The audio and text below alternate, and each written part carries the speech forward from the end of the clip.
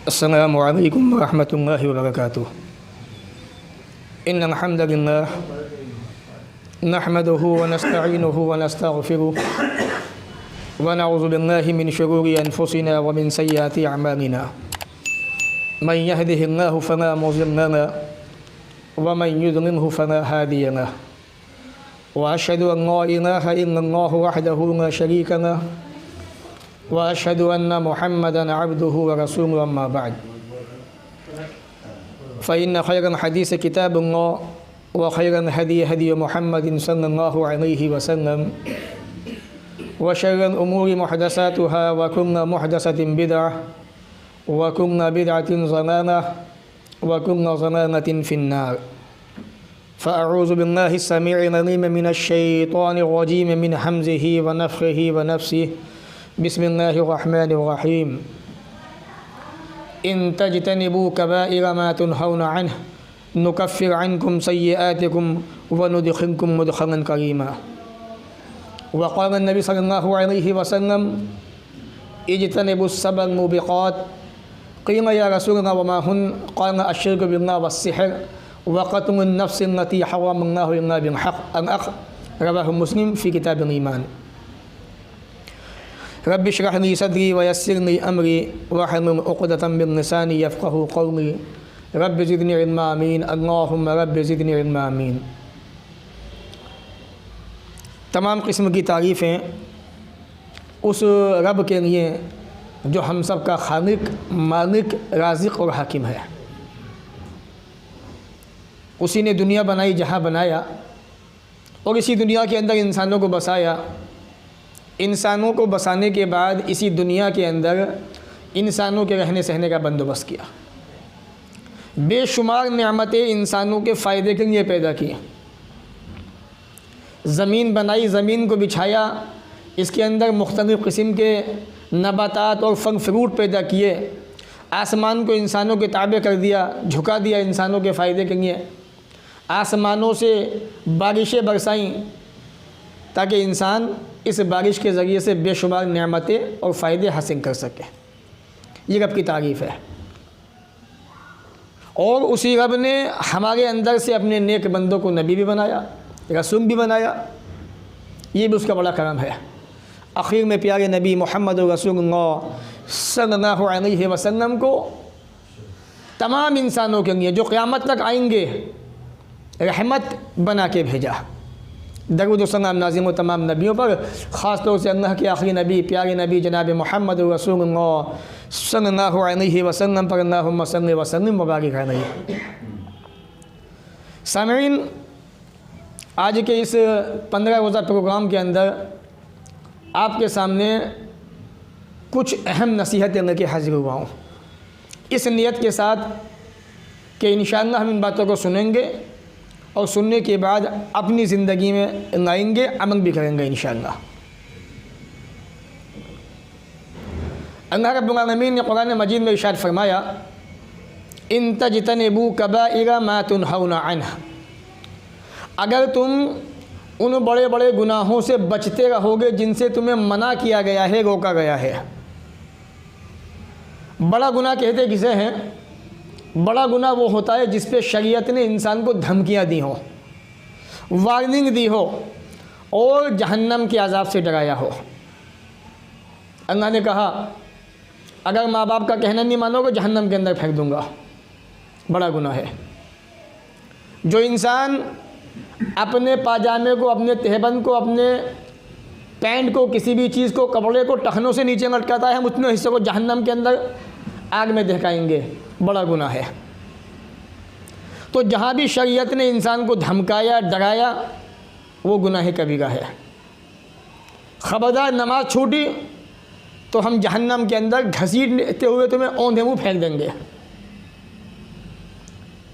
तो अल्लाह ने कहा कि इन तज्तनिबू कबाइरा, अगर उन बड़े गुनाहों से बचोगे, बचते रहोगे जिनसे तुम्हें मना किया गया है, रोका गया है, फ़ायदा क्या होगा? नुकफ्फिर अन्कुम सय्यिआतिकुम, हम तुम्हारी छोटी छोटी ख़ताएँ, छोटी छोटी गलतियाँ वैसे ही माफ़ कर देंगे। कभी कभी होता क्या है, आपने देखा भी होगा, तजुर्बा किया होगा कि अगर बाप या माँ या कोई टीचर बच्चे से नाराज़ है और बच्चा कोई अच्छा काम कर दे तो उस अच्छे काम की बुनियाद पर उसकी छोटी मोटी गलतियाँ नज़रअंदाज कर दी जाती है। तो अल्लाह ने भी वही वादा किया है, अगर बड़े गुनाहों से बचोगे हम तुम्हारे छोटी छोटी ख़ताएँ तो वैसी माफ़ कर देंगे। एक और फ़ायदा, वनुदखिलकुम मुदखलन करीमा, और तुम्हें इज़्ज़त की जगह जन्नत में दाखिल फरमा देंगे। ये कितनी बड़ी कामयाबी है। तो इसी आयत की रोशनी में इंशाअल्लाह मैं कुछ गुनाह आपके सामने रखूँगा, वो गुनाह ख़ासकर जिनका ताल्लुक़ हमारे समाज के अंदर हमारी माओ बहनों से है, या कुछ गुनाह ऐसे हैं जिनका ताल्लुक़ मर्द औरत दोनों से है, क्योंकि समाज और मुआशरा इन्हीं दोनों से मिलकर बनता है। अल्लाह ने सबसे पहले आदम अलैहिस्सलाम को पैदा किया, बनाया, उसके बाद अम्मा हव्वा को निकाला और उन्हीं दोनों से इंसानी नस्ल को आगे बढ़ाया। तो मर्द औरत ये दो ऐसी चीज़ें हैं दुनिया की ज़िंदगी में कि इनके ज़रिए से ही नस्ल आगे बढ़ती है। अल्लाह के प्यारे नबी जनाब मोहम्मद रसूलुल्लाह सल्लल्लाहु अलैहि वसल्लम ने फरमाया, रावी हदीस हज़रत अबू हुरैरा रज़ियल्लाहु ताला अन्हु, जो ईमान लाने के बाद अल्लाह के रसूल से चिमट गए, सारी ज़िंदगी इस्लाम के लिए वक्फ़ कर दी इन्होंने अपनी। वो कहते हैं कि अल्लाह के नबी ने फरमाया, इज्तनिबुस सबअल मुबिक़ात, 7 ऐसे गुनाहों से बचो जो इंसान को हलाक को बर्बाद कर देने वाले हैं। ये बड़े गुनाह क्या होते हैं, एक हदीस इंशाअल्लाह फिर आगे चलते हैं। और आज हमने इन बड़े गुनाहों को बड़ा मामूली समझ लिया। बच्चे बड़े गुनाह करते हैं, बीवियाँ बड़े गुनाह करती हैं, हम खुद करते हैं, हमें एहसास भी नहीं होता ज़रा भी कि इतने बड़े बड़े गुनाह हम अंजाम दे रहे हैं और हमें एहसास क्यों नहीं है। तो सहाबी कहते हैं कि अल्लाह के नबी ने फरमाया, इज्तनिबुस सबअल मुबिक़ात, 7 ऐसे गुनाहों से बचो जो इंसानों तुम्हें बर्बाद कर देने वाले, हलाक करने वाले हैं। अभी तो इतना ही कहा था नबी ने, क़ीला सवाल ठोक दिया गया फ़ौरन, या रसूलल्लाह वमा हुन्ना, अल्लाह के नबी ये 7 गुनाह क्या होते हैं हमें बताइए आप। आपने फरमाया, अश्शिर्क बिल्लाह, सबसे पहला गुनाह अल्लाह के साथ में किसी को शरीक बनाना, साजिद ठहराना। आज हमारे समाज के अंदर शिरक के मामले में बड़ी कोताहियाँ हैं, बड़ी कमज़ोरियाँ पाई जाती हैं। शिरक इतना ख़तरनाक गुनाह है, इतना डेंजर गुनाह है, फिर भी समाज के अंदर इस गुनाह पे तवज्जो नहीं है। आदमी ऐसे बड़े बड़े गुनाह कर जाता है, माँ बाप को एहसास भी नहीं होता। जबकि अल्लाह के नबी सल्लल्लाहु अलैहि वसल्लम ने सहाबा को डराया, वार्निंगें दी, धमकियाँ दी और फरमा दिया कि याद रखो अल्लाह ताला तमाम गुनाहों को माफ़ कर सकता है, लेकिन शिरक को माफ़ नहीं फरमाएगा। क़यामत के दिन जब आप अल्लाह के सामने हाजिर होंगे, पेश होंगे, आपके पास बड़े बड़े गुनाह हैं, अल्लाह के सामने शर्मिंदा खड़े हुए हैं, आपके दिल में धक धक हो गई, ये डर गए अल्लाह ताला की ज़ात से, पता नहीं मैं गुनहगार हूँ, अल्लाह ताला मुझे माफ़ करे ना करे, आज क्या होगा मेरे साथ में। नबी फरमाते हैं अल्लाह ताला वहाँ तुम्हें माफ़ कर सकता है चाहेगा तो, लेकिन अगर तुमने गुनाहों के साथ में शरीक भी ठहरा दिया अल्लाह का, फिर माफ़ी नहीं है। अब तुम्हारे सारी नेकियां ख़त्म, अब तुम्हारा ठिकाना हमेशा के लिए जहन्नम। तो अल्लाह के नबी ने फरमाया, सबसे बड़ा गुनाह अल्लाह के साथ में किसी को शरीक ठहराना। आप देखिए, मज़ारों पे जाइए, कब्रिस्तान में जाइए, आप क्या क्या हो रहा है, चढ़ावे चढ़ाए जा रहे हैं और उस अमल को नेकी बताया जा रहा है कि ये नेकी के काम हैं। लोग न जाने कैसे कैसे काम कर रहे हैं, गैरुल्लाह से फरियादें मांग रहे हैं, दुआएं मांग रहे हैं और इसको नेकी बताया जा रहा है। जबकि अल्लाह के नबी फरमाते हैं अल्लाह के साथ में अल्लाह के किसी को शरीक ठहराना बहुत बड़ा गुनाह है। दूसरा गुनाह वह सिहर, जादू। आज हमारे समाज के अंदर जादू टोना बड़े ज़ोर शोर पे है। इंसान जादू के ज़रिए से अपने सामने वाले भाई को, मुसलमान को नुकसान पहुंचाना चाहता है। तो नबी फरमा रहे, क्या मैं तुम्हें उन गुनाहों से ना बचा दूं जो तुम्हें हलाक कर देने वाले हैं, बर्बाद कर देने वाले हैं। अल्लाह के साथ में शरीक ठहराना और जादू करना दूसरा नंबर। नंबर 3, किसी का खून बहाना। आज हमारे समाज के अंदर खून को बड़ी आसानी से बहा दिया जाता है, कोई परवाह नहीं। वजह क्या है कि हमारा जो सिस्टम है वो सिस्टम करप्ट हो चुका है, ख़राब हो चुका है। कोई आदमी किसी का खून कर देता है, रिपोर्ट होती है, FIR होती है, पुलिस वाले पैसे लगे छोड़ देते हैं। लेकिन अल्लाह ने कहा है मालिक यौमिद्दीन, यहाँ बच सकते हो, यहाँ छुटकारा पा सकते हो, क़यामत के दिन के मालिक हमें वहाँ नहीं बच पाओगे। तो तीसरा बड़ा गुनाह किसी का खून बहा देना। नंबर 4, व अक्लो माल यतीम, यतीम का माल खा जाना। नंबर 5, व अक्लो के बाद सूद खाना।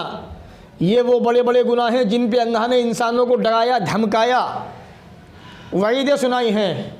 और सूद की तो जहाँ तक बात करें, हमारे समाज के अंदर इतना आम हो चुका है, इंटरेस्ट, ब्याज, सूद, इसके नाम जो है मुख्तलिफ़ किस्म के बना दिए गए। और मुसलमान जो है अब सूदी काम करने लगे और पैसा देते हैं उधार, सूद पर, ब्याज पर, यही उनका कारोबार है। लोग उनके यहाँ पे जाते भी हैं, उनका खाते भी हैं, उनका पीते भी हैं। तो 5वां बड़ा गुनाह सूद खाना, ब्याज खाना, इंटरेस्ट लेना। ये इतना ख़तरनाक गुनाह है कि जैसे आदमी अपनी माँ के साथ में ज़िना करे, इतना ख़तरनाक ये गुनाह है सूद। इसके बावजूद मुसलमानों को एहसास नहीं है, मुसलमानों को डर नहीं है। सूद के 72 दर्जे हैं हदीस के मुताबिक, जो इब्न माजा के अंदर मौजूद है, तबरानी वगैरह के अंदर। सबसे हल्का गुनाह जो है वो ये है कि आदमी अपनी माँ के साथ में ज़िना करे, नाउज़ुबिल्लाह मिन ज़ालिक। क्या कोई मुसलमान ये गवारा कर सकता है कि वो अपनी माँ के साथ में ज़िना करे? सोच भी नहीं सकता। कोई ईमानदार आदमी हो, उसके जहन में ये बात आ भी गई तो वो सोचेगा मैं मर क्यों ना गया इससे पहले, मेरे जहन में ये बात आ कैसे गई। और जो लोग सूदी काम कर रहे हैं, सूद नहीं दे रहे हैं, वो यही काम अंजाम दे रहे हैं गुनाह के एतबार से। 6ठा गुनाह मैदान जंग से भाग जाना। और 7वां जो गुनाह है बड़ा, वक़ज़्फ़िन मुहसनातिन मुमिनातिन गाफ़िलात।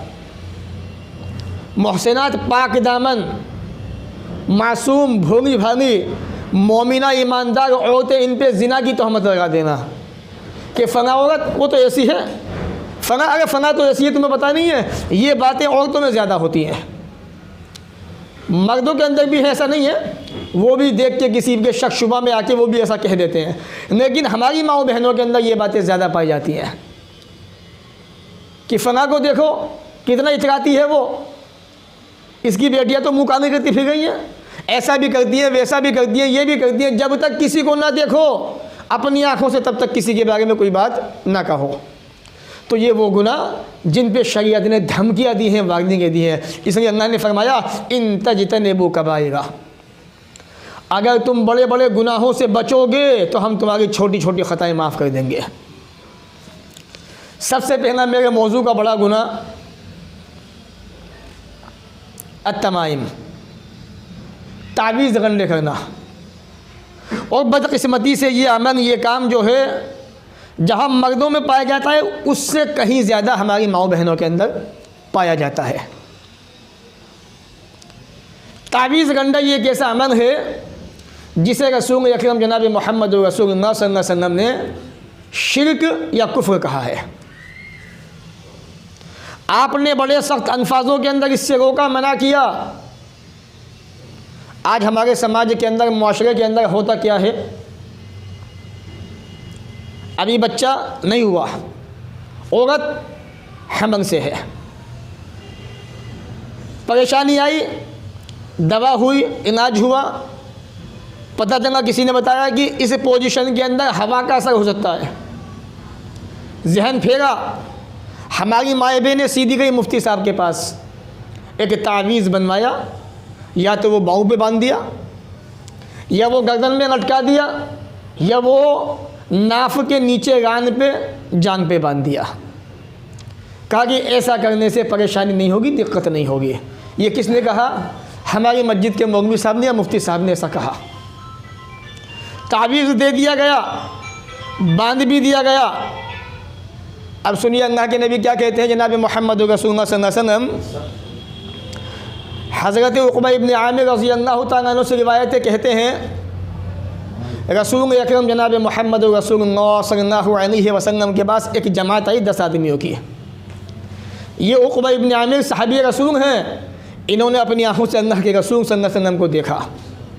ये वही उक़बा इब्न आमिर हैं, कौन, जिन्होंने अल्लाह के नबी से सवाल किया था, पूछा था मन निजात, ए अल्लाह के नबी निजात कैसे होगी, कामयाबी कैसे मिलेगी दुनिया के अंदर रह के। मैं आखिरत को पाना चाहता हूँ, मैं आखिरत में अपना मकान बनाना चाहता हूँ, मैं जन्नत को पाना चाहता हूँ, मन निजात, ये बताइए कामयाबी कैसे मिलेगी।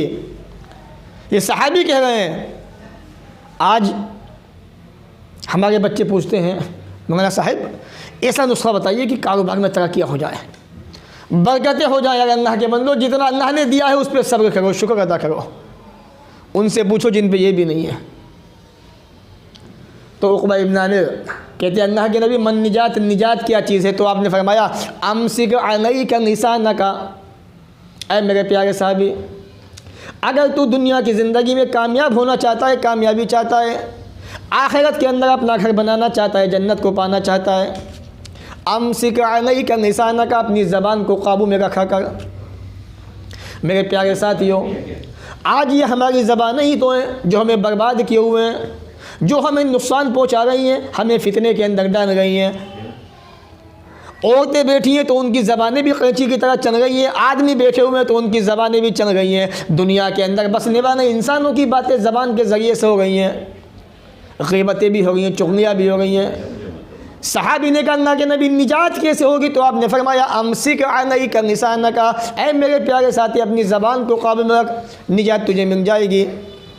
आगे आपने फरमाया वम यसा का बैतुका, जब तू अपने काम से फारिग हो जाए, या तो दुकान पे जाता है, कोई भी तुम्हारा काम है। आज के ज़माने के अंदर एक आदमी दुकान पे बैठता है, एक आदमी कारखाने में जाता है, एक आदमी किसी के यहाँ पे जॉब पे जाता है। नबी फरमाते हैं जब तुम अपने काम से फारिग हो जाओ, वंग यसा का बैतुका, तुम्हारे पास खाली वक्त बचा हुआ है, अपने इस खाली वक्त को अपने घर के अंदर बिताया करो, अपने घर में गुजारा करो, कामयाब हो जाओगे।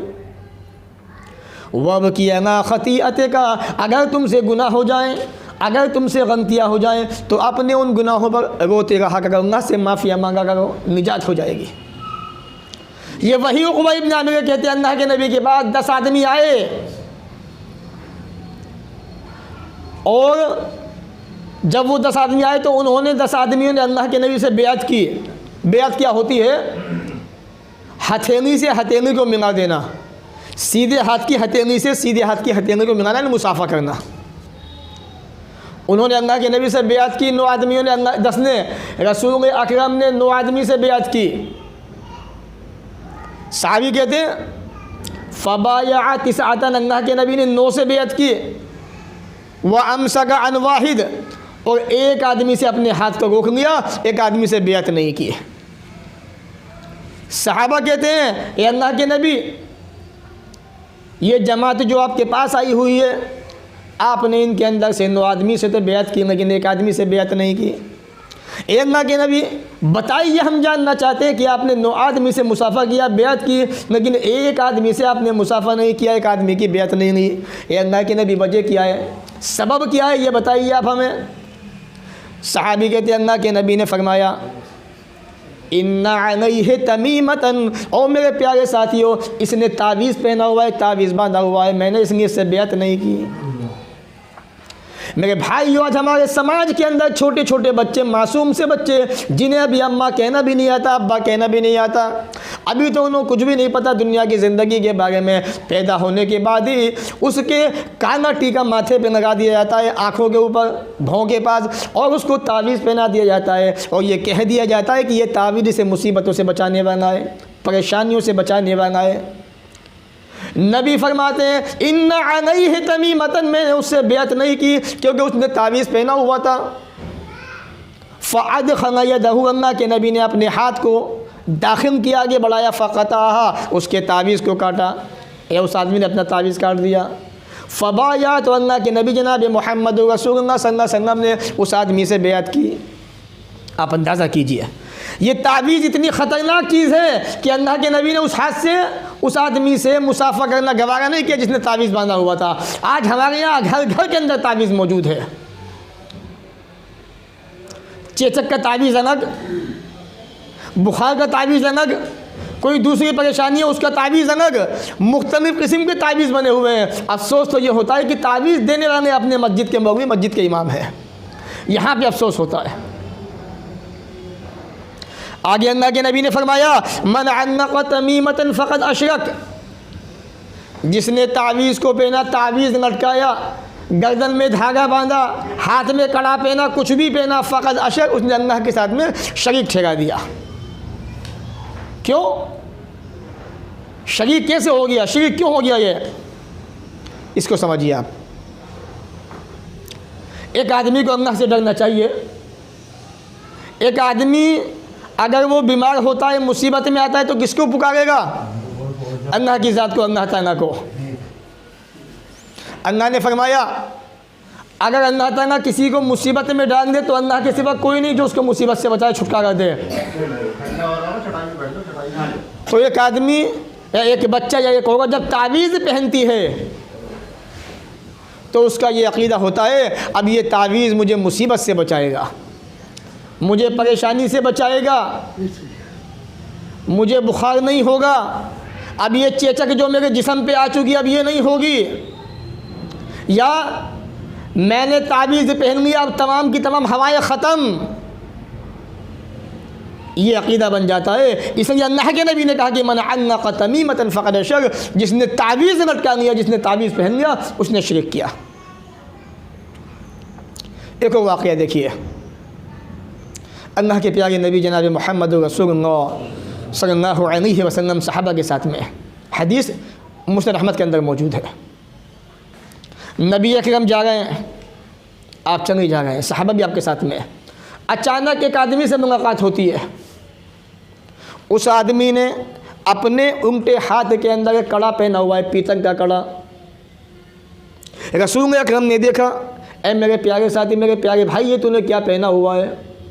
आपने फ़ौरन बुराई को देखा, फ़ौरन सवाल कर दिया, ये तुमने अपने हाथ में क्या पहना हुआ है? तुम तो आदमी है, तुम तो मर्द हो। चूड़ियाँ पहनना, कड़े पहनना तो औरतों का काम हुआ करता है, तुम्हारा नहीं, तुम तो मर्द हो, तुमने ये क्या पहना हुआ है? कहने लगा अल्लाह के नबी जनाब मोहम्मद रसूलुल्लाह सल्लल्लाहु अलैहि वसल्लम, मिनल वाहिना, ये अल्लाह के नबी, मेरी गुद्दी के पास में एक बीमारी पैदा हो गई है, उसी की वजह से मैंने ये कड़ा पहना हुआ है।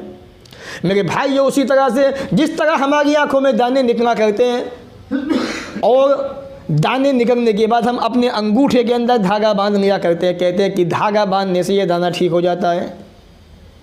यही अक़ीदा बना हुआ है। उस आदमी ने भी कहा, ना कि नबी, ये कड़ा मैंने पहना हुआ है, एक बीमारी मुझे पैदा हो गई है, इसी बुनियाद पे पहना है। अल्लाह के नबी ने फरमाया, ना तज़ीदुहा इल्ला वहनन, ए मेरे प्यारे साथी, इसे उतार के फेंक दे, ये तेरी बीमारी वो और बढ़ा देगा और ज़्यादा कर देगा। ये मत समझना कि कड़ा पहनने से तुम्हारी बीमारी ख़त्म हो जाएगी, बल्कि बीमारी और ज़्यादा बढ़ जाएगी। साहबा कहते हैं कि अल्लाह के नबी के ने उसको समझाया, उसने वो कड़ा निकाल के फेंक दिया। और आपने ये भी फरमाया उससे, अगर तेरी मौत इसी हाल में हो गई कड़ा पहने पहने, तो तेरी मौत मोहम्मद रसूलुल्लाह सल्लल्लाहु अलैहि वसल्लम के दीन पर, आपके तरीक़े पे नहीं होगी। तो आप अंदाज़ा कीजिए, आज हमारे समाज के अंदर ये तावीज़ गंडों का चलन बड़ा आम हो चुका है और लोग इसको बड़ी अहमियत देने लगे हैं। अफसोस यहाँ पे होता है कि तावीज़ दिया जाता है, उसको बेचा भी जाता है और इंसान को गुमराह भी किया जाता है। मेरे भाइयों, तावीज़ के पहनने से न मुसीबतें ख़त्म होती हैं, न बीमारियाँ ठीक हुआ करती हैं। अगर ऐसा होता तो इन मौलवियों से ज़्यादा डॉक्टर तावीज़ देते हमें, क्योंकि आवाम ज़्यादा पब्लिक हॉस्पिटल में ज़्यादा होती है बीमारी के अंदर, न कि मौलवियों के पास, मुफ्तियों के पास। हर डॉक्टर ये कहता है कि दवा खा लेना बस, लेकिन तावीज़ बांधना मत छोड़ना, तावीज़ बांध दी तुम ठीक हो जाओगे। लेकिन क्या कोई डॉक्टर तावीज़ देता है? नहीं देता। उसे पता है कि इंसान बीमार हुआ है तो बीमारी को ठीक ये मेडिसिन, ये दवाई करेगी। तो पहला गुनाह जो हमारी ज़िंदगी के अंदर है वो है तावीज़ पहनना, तावीज़ लटकाना। इसलिए इससे बचिए, अपने मासूम बच्चों को बचाइए, ख़ुद भी बचिए इससे। दूसरा बड़ा गुनाह, नोहा और मातम करना। यहाँ मातम से मुराद वो मुहर्रम वाला मातम नहीं है जो मुहर्रम के महीने में होता है। यहाँ मातम से मेरी मुराद वो मातम है जो किसी की मौत पर मातम मनाया जाता है, उस मातम की मैं बात कर रहा हूँ। आज हमारे यहाँ पे दीन ना होने की बुनियाद पर, इस्लामी तालीम ना होने की बुनियाद पर, घरों में दीन के ना होने की बुनियाद पर ये तमाम काम अंजाम पाते हैं। मौत सबको आनी है, रहना दुनिया में किसी को नहीं है। इंसान चाहे ना चाहे जाना सभी को है। मैं चाहूँ कि मेरी मौत ना हो, मुझे दुनिया बड़ी अच्छी लगती है, तो क्या ऐसा हो जाएगा? मौत का फरिश्ता एक दिन आएगा, मुझे भी लेके चल पड़ेगा। तो नोहा मातम ये समाज का बड़ा ही ख़तरनाक गुनाह है ये, और इस गुनाह के अंदर सबसे ज़्यादा औरतें मुलव्विस हैं। गलती किसकी? हमारे मर्दों की, हमारे भाइयों की। अल्लाह के प्यारे नबी जनाब मोहम्मद रसूलुल्लाह सल्लल्लाहु अलैहि वसल्लम ने नोहा करने वाली औरतों पर लानत भेजी है। आप जानते हैं लानत का माना क्या होता है? लानत कहते हैं कि अल्लाह की रहमत से दूर हो जाना।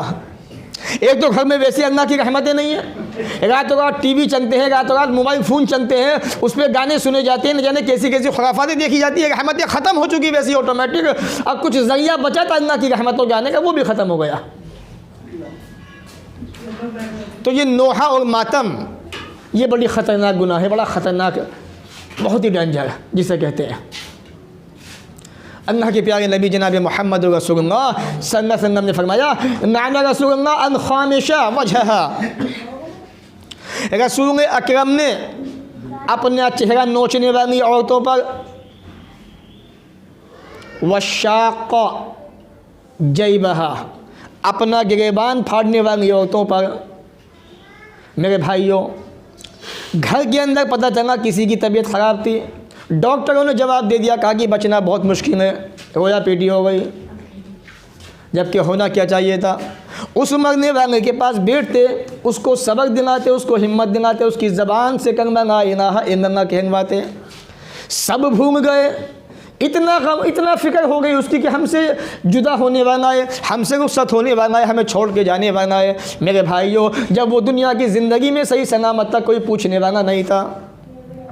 वो बीमार हुआ करता था, उसको कोई देखने वाला नहीं था। आज दुनिया से जाने का वक्त आ गया, होना चाहिए था। उसके पास बैठते कहते, प्यारे बच्चे, प्यारे भाई, ऐ मेरी प्यारी बहन, अपनी ज़बान से ला इलाहा इल्लल्लाह कहो, निजात मिल जाएगी।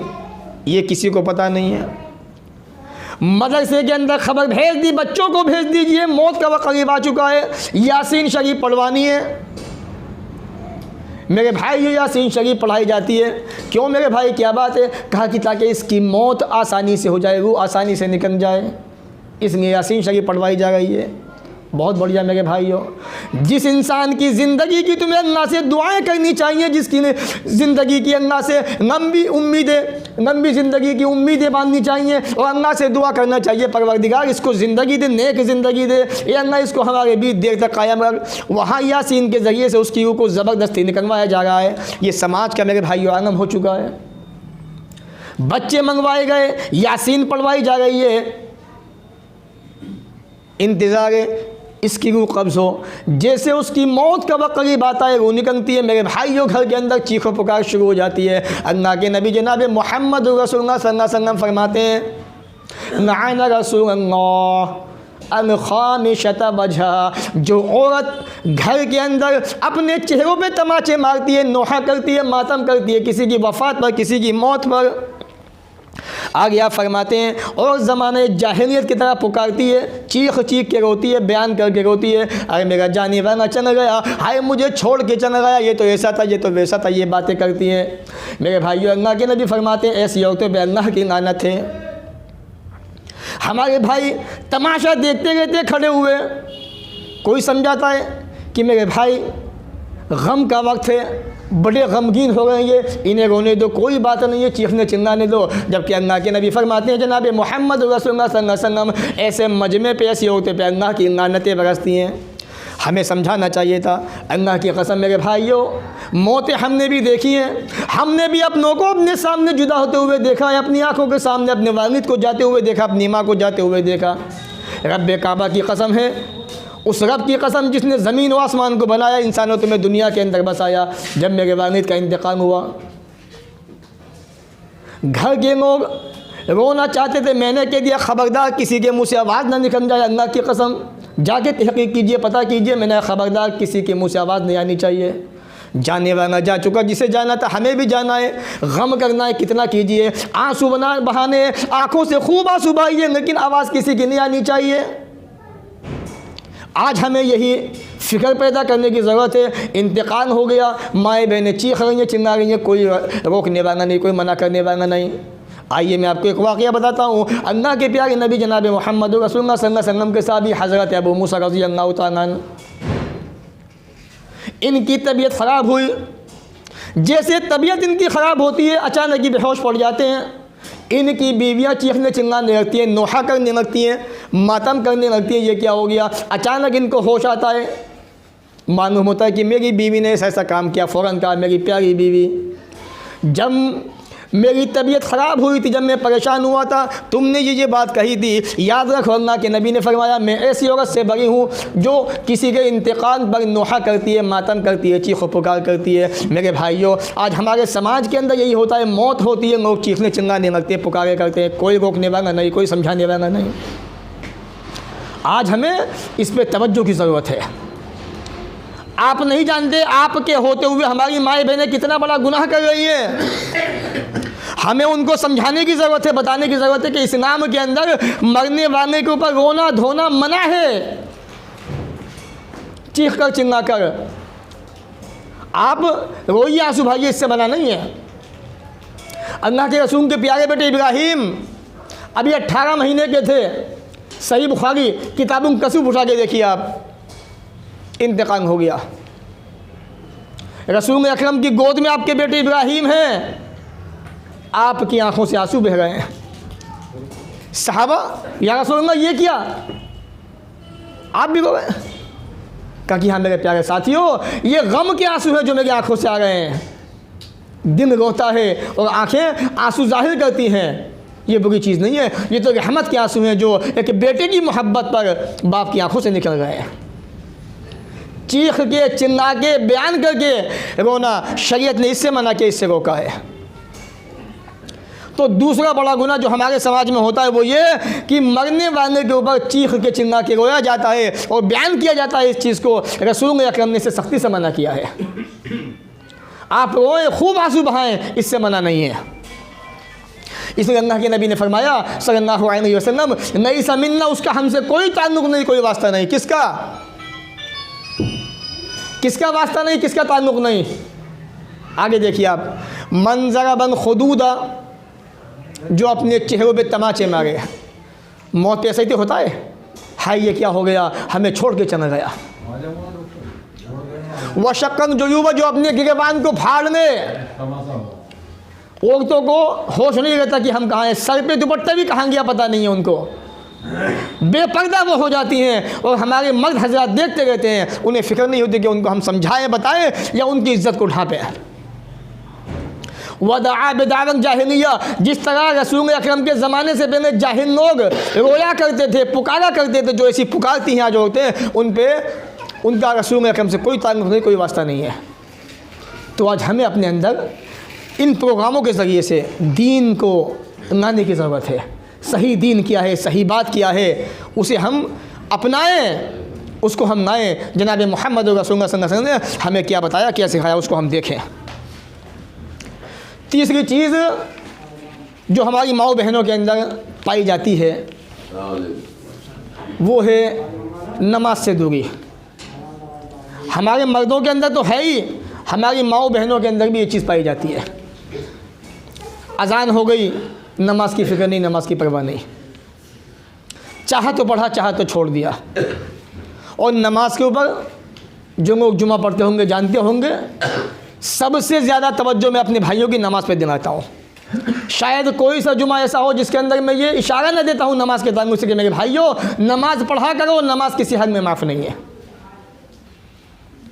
हम भी जानते हैं, आप भी जानते हैं, लेकिन फिर भी सुस्ती करते हैं। क्या आपको पता है हमने एक वक्त की नमाज जानबूझ के छोड़ दी, कितना बड़ा गुनाह किया। वो लोग जो अल्लाह को नहीं मानते, वो लोग जो अल्लाह को छोड़ के गैरों के सामने अपनी पेशानियाँ झुकाते हैं, हम उनके नज़दीक आ गए नमाज छोड़ने की बुनियाद पर। हमें एहसास नहीं है। ये नमाज दुनिया में काम आती है, अल्लाह ने फरमाया इन्ना सलाता तन्हा अनिल फहशाइ वल मुनकर, नमाज बेहयाई से रोकती है, बुरे कामों से रोकती है। नमाज नबी की आंखों की ठंडक। नबी दुनिया से जा रहे हैं और ये कह रहे हैं कि असनात लोगों नमाज की पाबंदी करना, लोगों नमाज की पाबंदी करना। मेरी माओ बहनों, मैं तुम्हें बताना चाहता हूँ ये नमाज किसी भी हद में माफ़ नहीं है। नमाज पढ़ा कीजिए। आप दुनिया से रुखसत हो गए, कब्र के अंदर चले गए, ये नमाज कब्र में भी आपके काम आएगी। क़यामत का दिन है, वहाँ भी नमाज काम आएगी। कैसे काम आएगी? आइए मैं आपको एक हदीस जो मुस्नद अहमद के अंदर मौजूद है, मैं आपको पढ़ के सुनाता हूँ। एक दिन अल्लाह के नबी जनाब मोहम्मद रसूलुल्लाह सल्लल्लाहु अलैहि वसल्लम के सामने नमाज का जिक्र हुआ। नमाज का तज़किरा आया तो आपने फरमाया मन हाफ़ज़ अलैहा, ए मेरे प्यारे साथियों, ए सहाबा की जमात, मेरे मानने वालों, मन हाफ़ज़ अलैहा, जिसने नमाज की पाबंदी दुनिया की ज़िंदगी में कर ली, नमाज को जमात से पाँचों वक्त अदा करता रहा, पढ़ता रहा। मन हाफ़ज़ अलैहा, मुअज़्ज़िन ने अज़ान दी फजर की, सर्दी का मौसम है, मुअज़्ज़िन कह रहा है अस्सलातु खैरुम मिनन नौम, ए अल्लाह के बंदो, अपने बिस्तरों में सोने वालों, अपने बिस्तर के अंदर आराम करने वालों, नमाज नींद से बेहतर है। आपके कानों में आवाज़ आई, आपने अपने गुदगुदे बिस्तर को छोड़ दिया फ़ौरन और ये कहा कि अल्लाह तूने मुझे पुकारा है मुअज़्ज़िन के ज़रिए से, ए अल्लाह मैं तेरी आवाज़ पे लब्बैक कहता हूँ, मस्जिद में जाता हूँ, वज़ू बनाता है, नमाज़ पढ़ता है। फ़जर की नमाज़ पढ़ी, ज़ुहर के अंदर भी मस्जिद के अंदर पहुँचा, असर की अज़ान हुई, मस्जिद के अंदर पहुँचा, यहाँ तक कि मग़रिब का भी वक्त आ गया, इशा भी हो गई, पाँचों नमाज़ों के अंदर जाता रहा। अल्लाह के नबी फरमाते हैं मन हाफ़ज़ अलैहा, जिसने 5 नमाज़ों की पाबंदी की, नमाज़ों को पढ़ लिया, कानत लहू, मेरे प्यारे साथियों, ये नमाज जो है क़यामत के दिन नूरन, रोशनी का काम देने वाली है। जहाँ कोई लाइट नहीं होगी, कोई रोशनी नहीं होगी, कोई फ़ोन नहीं होगा, अंधेरा ही अंधेरा होगा। नबी फरमा रहे हैं नूरन पे ना फ़ायदा देगी, रोशनी का काम देगी। वह बुरहानन, आपके हक़ में सबूत बनेगी, हुज्जत बनेगी, आपको कामयाब करवाएगी, आपको बचाएगी, अल्लाह के सामने खड़ी होगी परवरदिगार। फरिश्ते कहेंगे अल्लाह ये बंदा ऐसा था, नमाज कहेगी नहीं मेरे पास सबूत है, मुझे पढ़ा करता था। वह बुरहानन, सबूत होगी ये नमाज, सबूत दलील। आगे आप फरमाते हैं वह नजातन यौमल क़ियामा, ए मेरे सहाबा की जमात, क़यामत के दिन तुम्हें निजात भी दिलाएगी, जन्नत के अंदर पहुँचाएगी। किसके फ़ायदे इतने सारे? नमाज के फ़ायदा। लेकिन हमारी आपकी तरह अगर बेनमाजी रहे सब, आपने नमाज़ें नहीं पढ़ी, माए बहनें नमाज नहीं पढ़ी, समझाया बुझाया, आवाज़ें आई, नमाज को अंजाम नहीं दिया, नबी फरमाते हैं वमन लम युहाफिज़, जिसने नमाज की पाबंदी नहीं की, नमाज को नहीं पढ़ा, आप फरमाते हैं नम तकुन लहू नूरन, ये नमाज न तो रोशनी का काम देगी, वना बुरहानन, न उस बंदे के हक़ में सबूत बनेगी, वना निजातन, न क़यामत के दिन निजात दिलवाएगी उस बंदे को। हुक्म हो गया, फैसला हो गया, फरिश्तों ये बंदा जहन्नम, ये इसको जहन्नम के अंदर फेंक दो, जाओ जहन्नम के अंदर नहीं जाओ। मेरे भाई उसके पास तो नमाज़ें होंगी नहीं, तो नमाज कैसे उसको बचाएगी? फरिश्ते उसको जहन्नम के अंदर फेंक देंगे। और ये भी याद रखो कहाँ फेंकेंगे, मैं आपको बताना चाहता हूँ। नबी फरमाते हैं वकान यौमल क़ियामत, वो क़यामत के दिन माँ कारून, कारून के साथ में होगा। कारून जानते हो ना, मूसा अलैहिस्सलाम की कौम का बड़ा अमीर आदमी था, जिसे अल्लाह ने ख़ज़ानों के साथ में ज़मीन के अंदर धंसा दिया, उस कारून के साथ में होगा बेनमाजी। मेरी प्यारी माओ बहनों, अगर तुम चाहती हो मोहम्मद रसूलुल्लाह सल्लल्लाहु अलैहि वसल्लम की सोबत तुम्हें जन्नत के अंदर मिल जाए, नमाज की पाबंदी करो, इन पेशानियों को अल्लाह के सामने सजदे के अंदर झुका दो। मेरे प्यारे साथियों, आप भी नमाज की पाबंदी कीजिए। वकान यौमल क़ियामत मआ कारूना, कारून के साथ में होगा। व फ़िरऔना, मूसा अलैहिस्सलाम के ज़माने का सबसे बड़ा जालिम बादशाह फ़िरऔन, जिसे अल्लाह ने समुंदर के अंदर डुबो दिया, जो अपने आप के खुदा होने का दावा क्या करता था। मेरे भाइयों, बेनमाजियों का अंजाम उसके साथ में होने वाला है। वह उबैय इब्न खलफ, हामान के साथ में होगा, जो फ़िरऔन के ज़माने का बड़ा ख़ास आदमी था फ़िरऔन का, इसके साथ में बेनमाजी होंगे। वह उबैय इब्न खलफ, अल्लाह के नबी जनाब मोहम्मद रसूलुल्लाह सल्लल्लाहु अलैहि वसल्लम का बदतरीन दुश्मन उबैय इब्न खलफ, उसके साथ में उनका शुमार होगा। तो ये बेनमाजियों का अंजाम है। आज नमाज को हमने बड़ा हल्का, बड़ा मामूली समझ लिया। पहले ऐसा होता था कि मस्जिदें दूर दूर हुआ करती थी, लाइटें भी इतनी नहीं थी, अंधेरे ज़्यादा थे, फिर भी अल्लाह के नेक बंदे, हमारे जो असनाफ गुजरे हैं पीछे, बाप दादा गुजर गए, वो नमाज की पाबंदी फिर भी क्या करते थे। आज हर मोहल्ले के अंदर 2-2, 3-3 मस्जिदें मौजूद है, फिर भी हम नमाज़ पढ़ने नहीं जाते, बहाने बना ले। कभी तो बहाना मार देते हैं, मगर साहब कपड़े ख़राब नहीं है। अल्लाह के बंदे कपड़े ख़राब है तो आप ऐसे घूम क्यों रहे हैं? आप इसे चेंज कीजिए, आप नहाइए धोइए, नया कपड़ा पहनिए। आप मोमिन हमेशा पाक साफ रहता है, नापाक नहीं रहता। तो तीसरा बड़ा गुनाह हमारे समाज का नमाज को छोड़ देना। और ये गुनाह वो है जिन पे शरीयत ने इंसानों को धमकाया, डराया है। नहीं करोगे जहन्नम के अंदर फेंक देंगे, अगर ऐसा करोगे तो ऐसा कर देंगे, तुम पे अल्लाह के अज़ाब आ जाएंगे। आज नमाज छोड़ने की बुनियाद पर रौनक की ख़त्म होगी चेहरे की, घर के अंदर बेदीनी आ गई, घर से अल्लाह की रहमतें ख़त्म हो गई। इसलिए नमाज की पाबंदी ज़रूर कीजिए।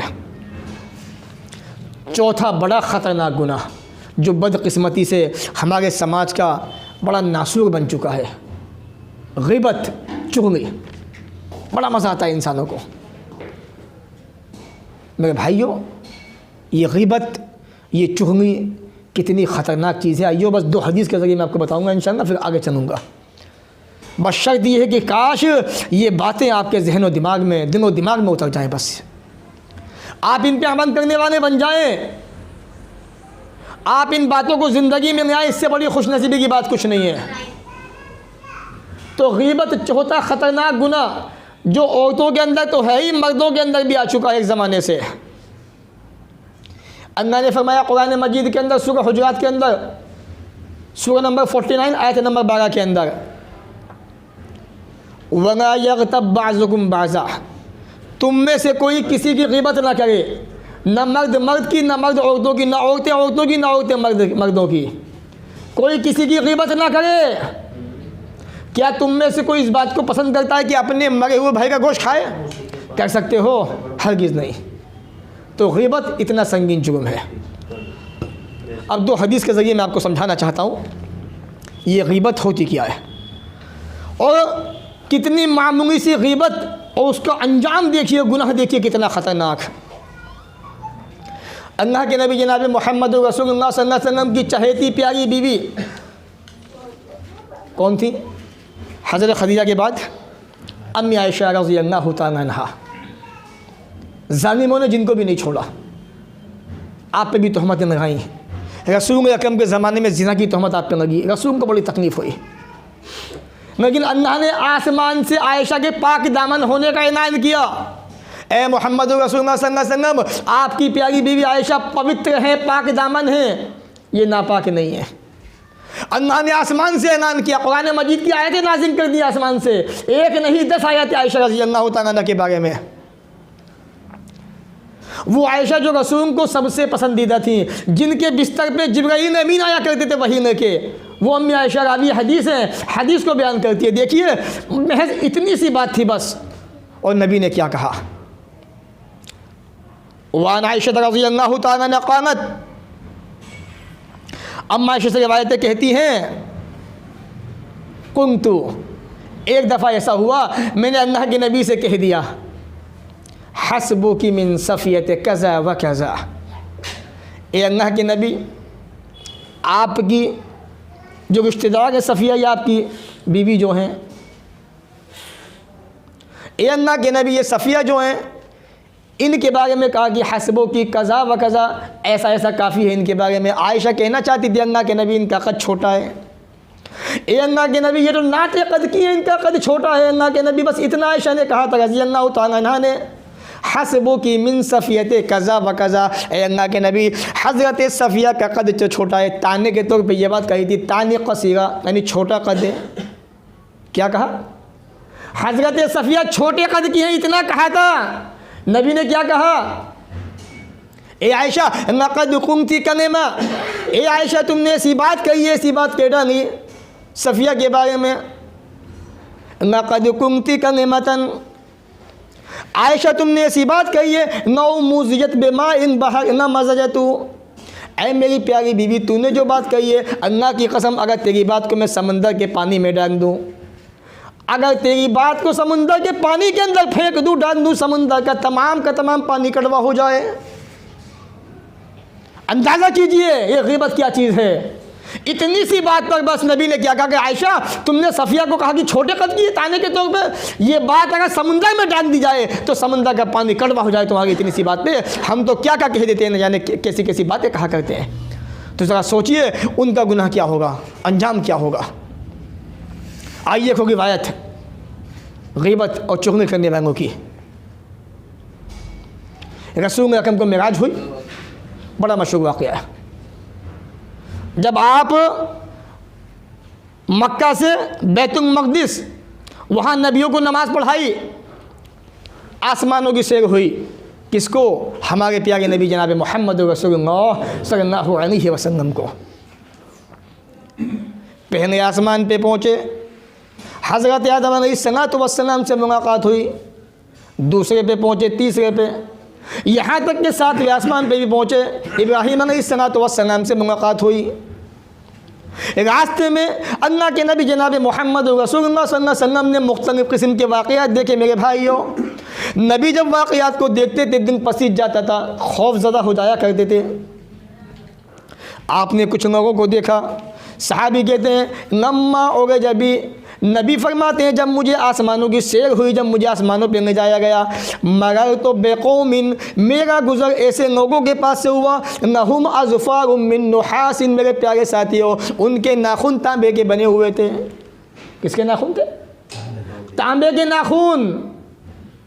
अगर हमारा ये नाखून थोड़ा बड़ा हो जाए और स्किन के किसी हिस्से पे लग जाए, वहीं से स्किन से ब्लड निकल आता है, खून आ जाता है, इंसान को चीसें मचती है, परेशानी तकलीफ़ होती है।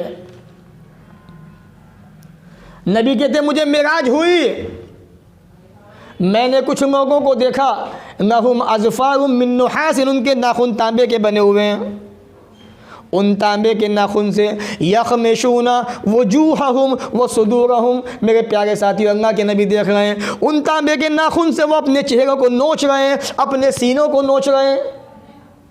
अल्लाह के नबी ने देखा ये कौन लोग हैं? कहा कि जिब्राइल मन हाऊंगा, ए जिब्राइल ये कौन लोग हैं?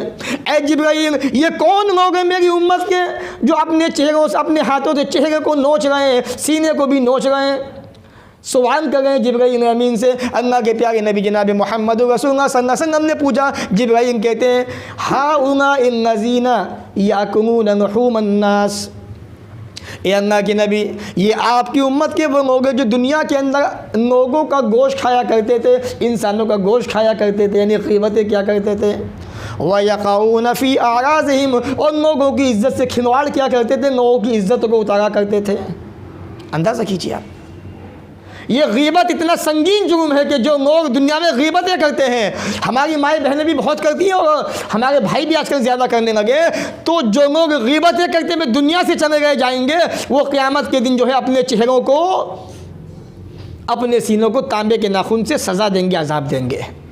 इसलिए मेरे प्यारे साथियों, प्यारे भाइयों, माओ बहनों, इस ग़ीबत से बचिए, ये बड़ा ख़तरनाक गुनाह है, बड़ा संगीन जुर्म है ये। आज हम शैतान के बहकावे में आके और आपसी दुश्मनियों की बुनियाद पर उसकी ग़ीबत कर देते हैं, उसकी कर जाते हैं और समझते हैं बहुत अच्छा काम हमने कर दिया। ये बहुत गलत काम हमने किया है, बड़ा गुनाह किया है हमने, इससे बचिए। पांचवा बड़ा गुनाह जो हमारे समाज के अंदर पाया जाता है, बदकिस्मती हमारे समाज की, ये गुनाह भी हमारी माओ बहनों के अंदर पाया जाता है। और इसके जो ज़िम्मेदार हैं वो कौन हैं? मर्द हज़रात। रसूल अकरम जनाब मोहम्मद रसूलुल्लाह सल्लल्लाहु अलैहि वसल्लम ने एक बात कही थी, बड़ी प्यारी बात कही थी, हदीस सही मुस्लिम के अंदर मौजूद है। आपने फरमाया था दो कौमें ऐसी हैं जिनको मैंने अभी तक देखा नहीं है। सब कुछ देख चुका मैं, लेकिन दो कौमें ऐसी हैं जिनको मैंने अभी तक नहीं देखा। एक कौम तो ऐसी होगी उनके पास गाय बैल जो होती है उनके दुमों की तरह से कोड़े होंगे जिससे वो इंसानों को मारेंगे।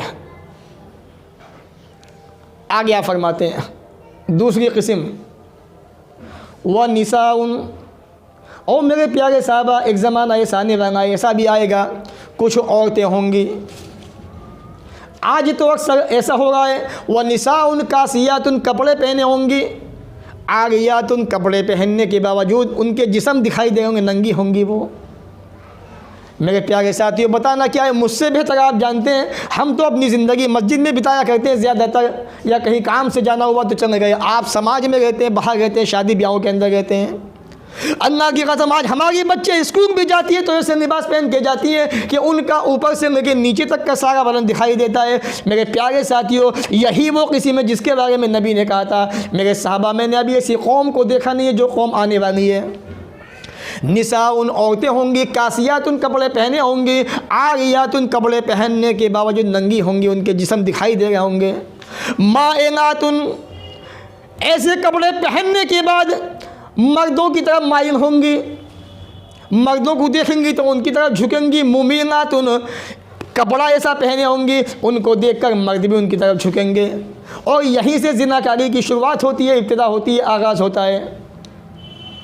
आप फरमाते हैं ना यदखुलन जन्नत, ऐसी औरतें जन्नत में दाखिल नहीं होंगी जबकि जन्नत की खुशबू इतनी दूर से आ रही होगी। तो ये है वो कौम, वो औरतें या वो लोग हमारी कौम के, हमारी उम्मत के, या नबी की उम्मत के, जनाब मोहम्मद रसूलुल्लाह सल्लल्लाहु अलैहि वसल्लम के, जिनके बारे में नबी ने कहा कि मैंने उनको देखा नहीं अभी तक, लेकिन वो जहन्नम के अंदर जाएंगे। आज वही चीज़ हमारे सामने मौजूद है। हमारी माई बहनें शादी ब्याह के मौके पर हो, पहले तो ऐसा होता था कि शादी के मौके पर औरतें नए कपड़े पहनती थी।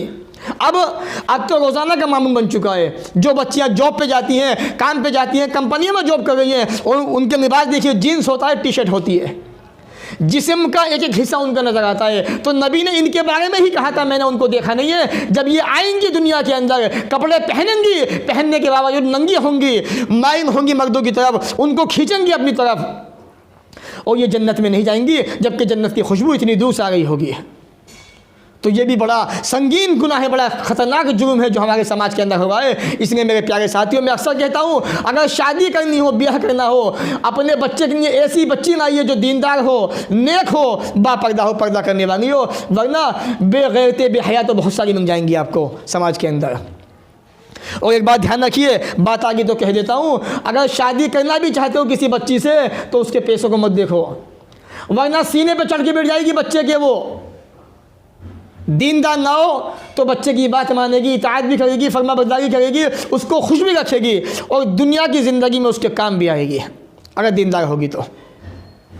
साहबा की ज़िंदगी देख लीजिए, हमारे जो इमाम गुजरे हैं, मुहद्दिसीन गुजरे हैं, उनकी ज़िंदगी देख लीजिए आप।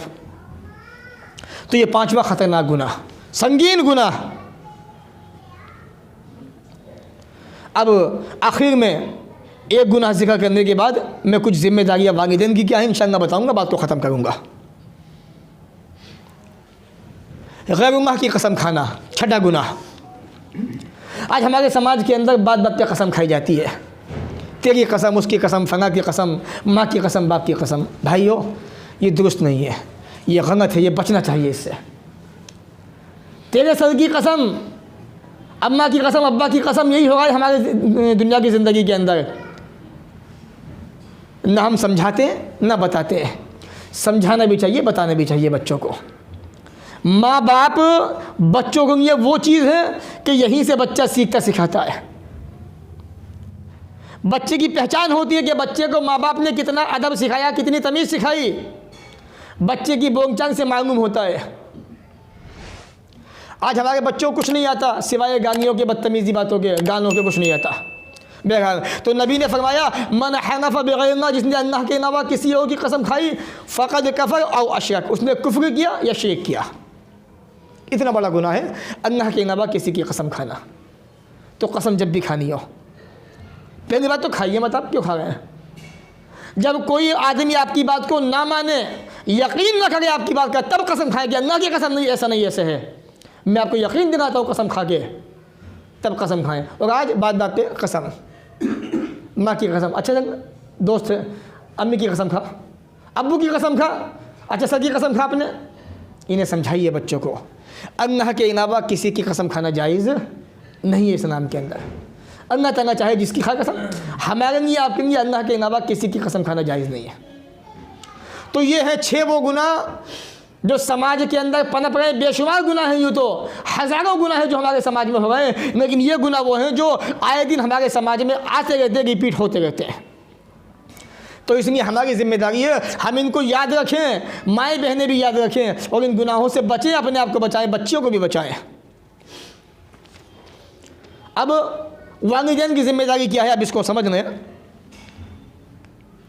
आज हमारे समाज के अंदर बच्चे हमारे नाफरमान ज़्यादा हो चुके हैं। नबी फरमाते हैं सल्लल्लाहु अलैहि वसल्लम, पहले तो बाप भी जिम्मेदारी समझे अपनी और माँ भी समझे। माँ बाप बच्चे को सपोर्ट हरगिज़ ना करें गुनाह पर, गलती पर। आज हमारे समाज के अंदर अभी आपने देखा क्रिसमस मनाया गया, नया साल मनाया गया, किसने मनाया? हमारे अपने बच्चों ने। मेरे भाई क्या है ये? ईसाइयों का त्यौहार। आपने कहा कि हैप्पी क्रिसमस, मेरी क्रिसमस कह दिया आपने, नाउजुबिल्लाह। तो आपने पता क्या कहा? मुबारक हो अल्लाह के यहाँ पे बेटा पैदा हुआ है, नाउजुबिल्लाह सुम्मा नाउजुबिल्लाह। इतना बड़ा गुनाह तुम्हारे बच्चे कर गए और तुम्हें एहसास भी नहीं, तुम्हें पता भी नहीं। फिर नया साल आया, पार्टियां मनाई गई, बच्चे को यही पता है कि मेरे अब्बू अम्मी ऐसा करते थे। बर्थडे मनाया गया और फिर एक नई चीज़ आ गई, एनिवर्सरी। क्यों भाई, ये कहाँ से आ गई? क्यों मनाई जा रही है? कि इस दिन जो है निकाह पैदा हुआ था, है कि नहीं? अरे शादी हुई तो निकाह हुआ, तो निकाह पैदा हुआ उस दिन, तो उसी की खुशी में आज एनिवर्सरी मनाई जा रही है मियाँ बीवी की। तो सारी चीज़ें ईसाइयों की जो थी वो आज हमारे पास आ चुकी है। नबी क्या फरमाते हैं? माँ बाप को एहसास दिला रहे हैं, जिम्मेदारी बता रहे हैं, माँ बाप की जिम्मेदारी क्या है। आप फरमाते हैं जब तुम्हारे यहाँ बच्चा पैदा हो, जब बच्चा धीरे धीरे बड़ा हो, 5-6 महीने का हो जाए, बच्चा ज़बान को हिलाने लगे, तो सबसे पहले बच्चे को सिखाओ, मेरे प्यारे बच्चे अपनी ज़बान से अल्लाह कहो।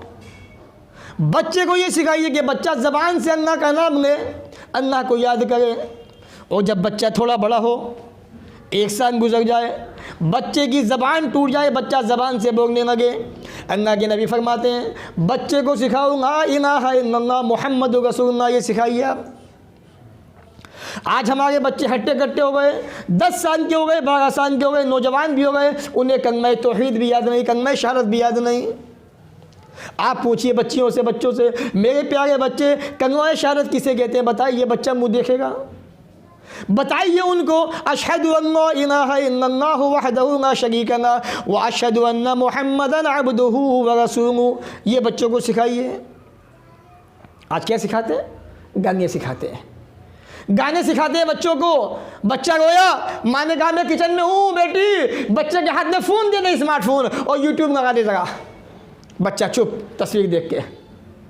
जब बच्चे को बचपन से ये ट्रेनिंग दी जाएगी तो बच्चा यूट्यूब का दीवाना तो किसका बनेगा? बताइए, उसी का दीवाना बनेगा वो, क्योंकि वो बच्चा पता है, उस जानता है कि मेरी माँ ने मुझे बचपन से यही चीज़ सिखाई, यही दिया है। मैं रोता था तब मुझे हाथ में स्मार्टफोन दे दिया जाता था। जिस बच्चे को अल्लाह का नाम याद करवाना चाहिए था, जिस बच्चे को कलमा तौहीद सिखाना चाहिए था, जिस बच्चे को ये तालीम देनी चाहिए थी कि अल्लाह के सिवा कोई माबूद नहीं, मोहम्मद अल्लाह के रसूल है, ये सिखाना चाहिए था, उस बच्चे के हाथ में स्मार्टफोन दे दिया गया, तो वो क्या सीखेगा? चंद बात को ख़त्म करते हैं। अल्लाह के नबी जनाब मोहम्मद रसूलुल्लाह सल्लल्लाहु अलैहि वसल्लम, हज़रत अब्बास छोटे बच्चे हैं, आपके पीछे बैठे हैं सवारी पे। नबी कहते हैं मेरे प्यारे बच्चे सुन, मैं तुझे चंद बातें सिखा रहा हूँ, उनको याद रखना। क्या आज एक बाप भी अपने बच्चों को मिलकर बैठता है इशा की नमाज के बाद? क्या आप भी बैठते हैं? मेरे प्यारे बच्चों यहाँ पे आओ, हम मुसलमान हैं, हमें ऐसा नहीं ऐसा करना चाहिए। क्या हम उनको तालीम देते हैं, समझाते हैं? नहीं समझाते। नबी कह रहे प्यारे बच्चे इधर आ, मैं तुझे चंद बातें सिखाता हूँ, याद रखना। अल्लाह रब्बुल आलमीन के जो हक़ है उसको ध्यान रख, उसको याद रख, अल्लाह ताला तुझे याद रखेगा। ऐ प्यारे बच्चे, अल्लाह के दीन की हिफाजत कर, अल्लाह तेरी हिफाजत फरमाएगा। तू अल्लाह की मदद को अपने सामने पाएगा। जब तू दीन का काम करेगा, मेहनतें करेगा, मुसीबत आएगी, अल्लाह रब्बुल आलमीन आसमान से तेरी मदद फरमाएगा। ये बात याद रख। वइज़ा सअलता, जब भी तू सवाल करे किसी से मांगे तो अल्लाह से मांग, अल्लाह के सिवा किसी से ना मांग। वइज़ा इस्तअनता फस्तईन बिल्लाह, ऐ प्यारे बच्चे जब तू अल्लाह से, जब तू मदद मांगना चाहे, तू परेशान हो, बीमारी में हो, दुख तकलीफ़ में हो, तुझे मदद की ज़रूरत हो तो अल्लाह ताला से मांगना, किसी से ना मांगना। ए अल्लाह मैं परेशान हूँ, मुसीबतें हूँ, परवरदिगार मेरी मदद फरमा दे। अल्लाह से दुआ करना, किसी से दुआ ना करना। नबी ये बच्चे को सिखा रहे हैं। और याद रख, अगर सारी की सारी उम्मत, सारे लोग जमा हो जाएंगे, तुझे फ़ायदा पहुंचाना चाहे, फ़ायदा उतना पहुंचाएंगे जितना अल्लाह ने तेरे हिस्से में लिख दिया है।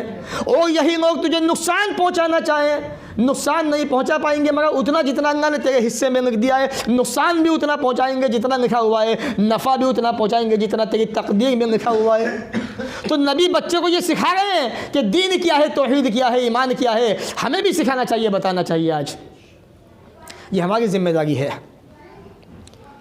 देखिए, एक साहबी ने कहा, अल्लाह के रसूल मेरे पास एक बच्ची है, मैं इसको आज़ाद करना चाहता हूँ। आपने क्या कहा? इधर ना हो मेरे पास उसको। नबी के पास लाया गया। नबी ने कहा, ए बच्ची बता, ऐन अल्लाह, अल्लाह कहाँ है?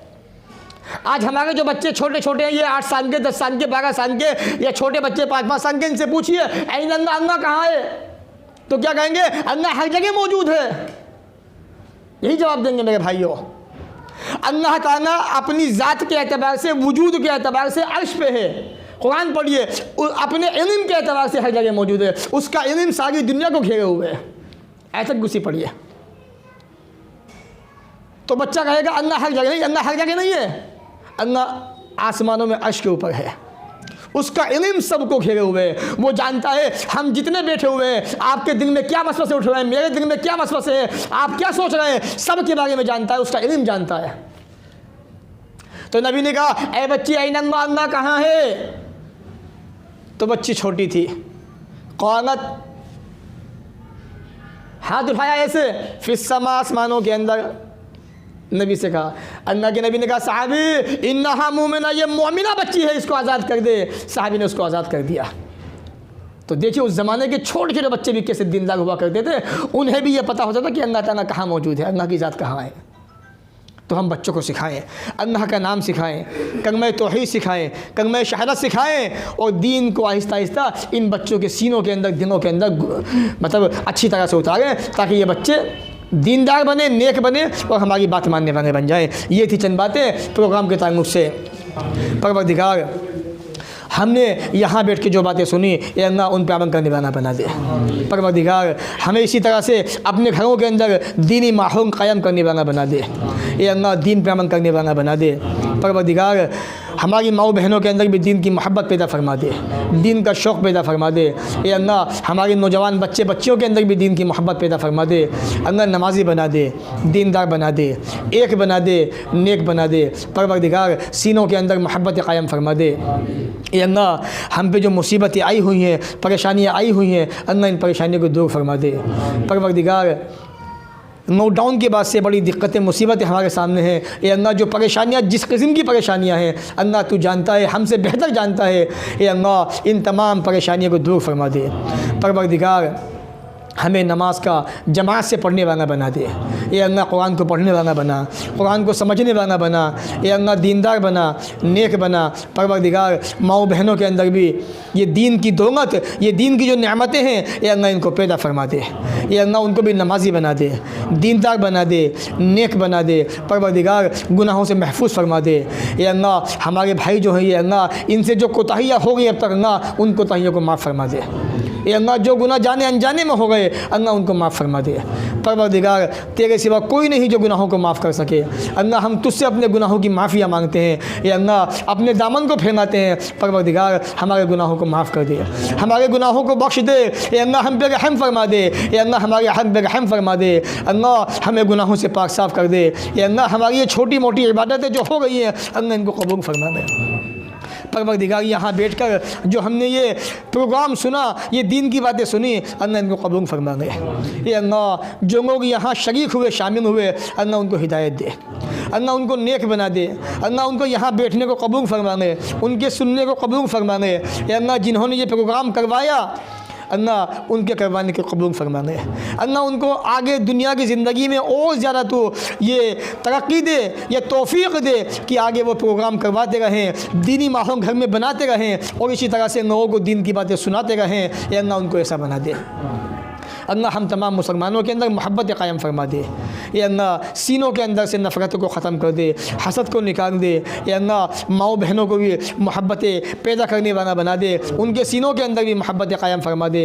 ये अल्लाह जब तक दुनिया में रख, इज़्ज़त से रख, और ख़ात्मा भी हो तो ईमान पर हो। ये अल्लाह ऐसा बना दे। व आखिरु दावाना अनिल हम्दुलिल्लाहि रब्बिल आलमीन। वस्सलामु अलैकुम व रहमतुल्लाहि व बरकातुहू।